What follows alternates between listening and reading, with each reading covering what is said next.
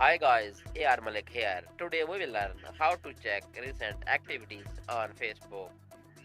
You can check your like, comment and visit profiles. It's very quick and easy. If you are new, please subscribe my YouTube channel. Let's go to Facebook. First of all, like a post. I like this post. I like another one, this post. Now click on these three lines in top right corner. Scroll down. Click on this setting option.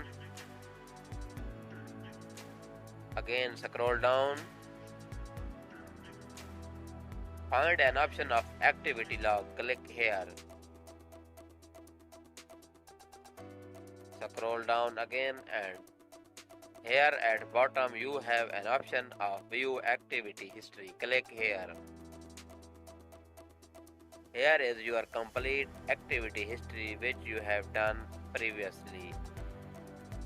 I like these two posts and I also comment on a Facebook story, and at bottom you can see a profile which I visited.